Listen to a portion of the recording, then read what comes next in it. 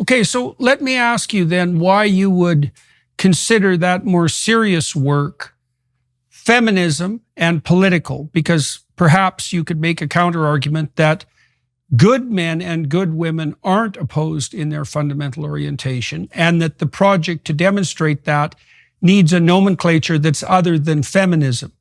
I mean, I don't know. This is a genuine question, right? Because the problem with feminism is that, well, you pointed out one of the problems is the cosmopolitan version of feminism. But that's actually also not the worst version.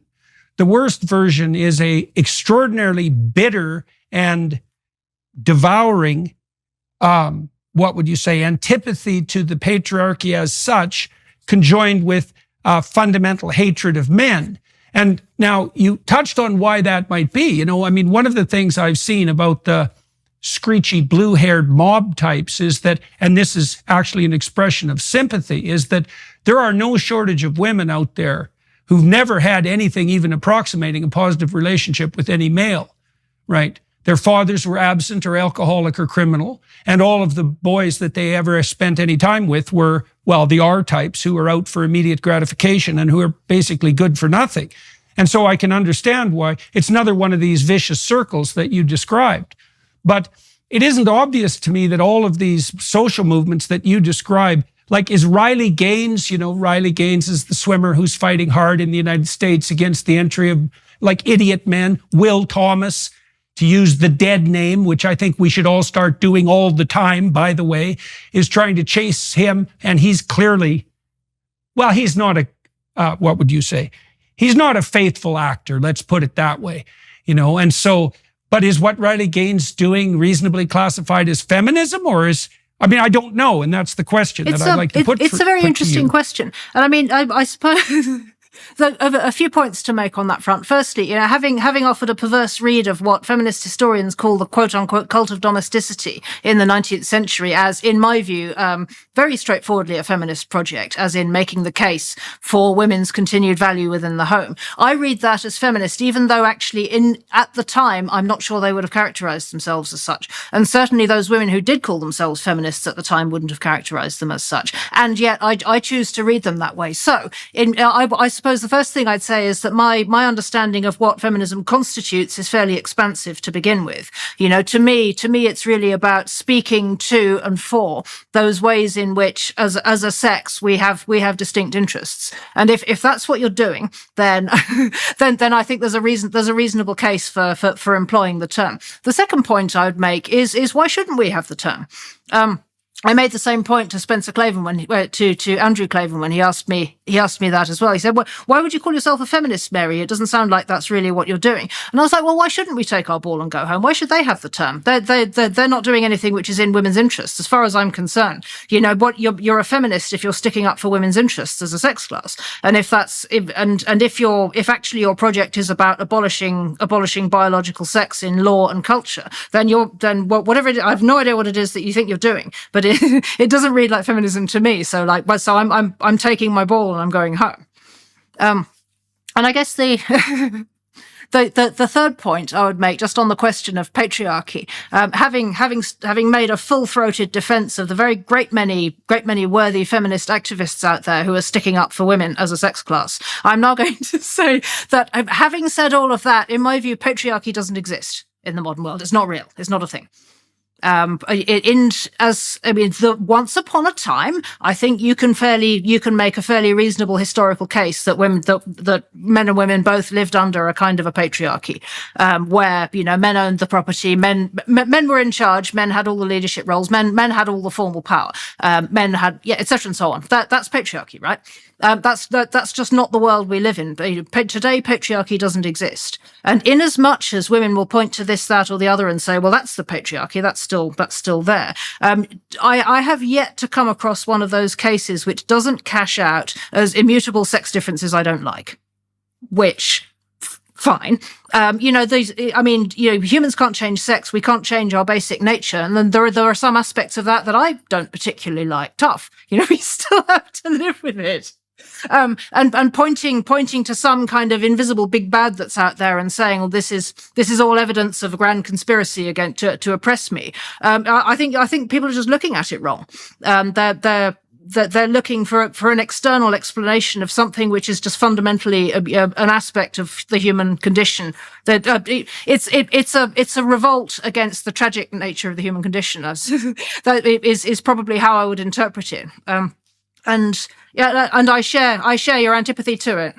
It's also a revolt against the opportunities of the human condition, because the burdens that we bear, let's say in our mortal frames, unique as they are to some degree to men and women separately, are also the greatest opportunities of our life. And there's a tremendous emphasis in classic religious tradition. You see this particularly in the book of Job, that you're to be grateful for your fate no matter what it is, because being grateful for your fate no matter what it is actually the best way of approaching your fate. And so if you believe that the mother and the matriarch are nothing but impediments to the maiden, then you're resentful and bitter about your eventual destiny. And that sounds like a really good recipe for mental distress. So I want to further question you with regards to this feminism issue of nomenclature. I mean, you made a case for wanting to take back the domain, and I can understand that. Whether that will be successful or not, that's a different question, but I can understand your point. But then I'm also curious, it's not obvious to me that men and women have different interests, except when they're not cooperating properly and except when they're not taking on their mature responsibility. And so that's another reason why I'm wondering if the project is best construed as feminist. I mean, women are going to be more likely to make a case for certain kinds of moral prescriptions. They're going to be more likely to suffer, let's say, the consequences of sexual licentiousness because they bear the fundamental responsibility for pregnancy and childcare. But I would say that an ethos that's devoted to the sustaining and nurturing of women and children by men is also something that's radically in the best interest of men, especially of good men. And so I guess if you're construing feminism as the need, it's tough, right? And like I said, I'm not sure I'm right about this, but if you're construing feminism as the need for women to stand up and make their case, what is it? To make their case with men, or to make their case against men, or is it to make their case against bad and exploitative men? So I'm not exactly sure why it's a feminist project rather than a moral project per se, or even a traditionalist project. It's a good question. I mean, if you prefer to see it that way, help yourself. I mean, my project is it. To be clear, it's not a universalist one. I don't have a prescription for what everybody should do, because I think what works is beyond the broadly consistent patterns of our nature. What works is so inflected by cultural and material specifics that a good solution in one household isn't necessarily going to be a good solution in the next household.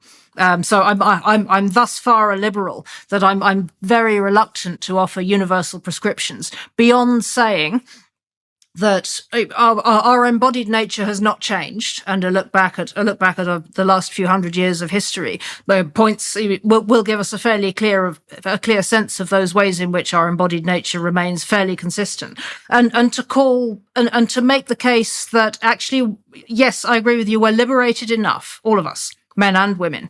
And actually what I think at this point we need is probably more solidarity. And I think that's something that both of us have called for in different ways at different times. And in the book, in the third part of the book, one of the aspects of that I've argued for is a different attitude towards marriage, which is less oriented on treating marriage as the keystone achievement in a life and more as an enabling condition for solidarity, and is less oriented on happy ever after big romance and more oriented towards radical loyalty.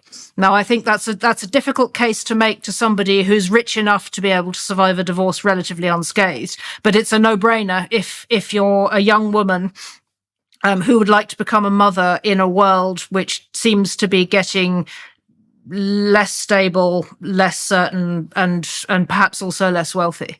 I think under those circumstances, taking a more pragmatic approach and for example, filtering from a relatively young age for a man who will make a loyal, devoted, and virtuous partner is probably a better starting point than spending your 20s and early 30s having an exciting time with bad boys.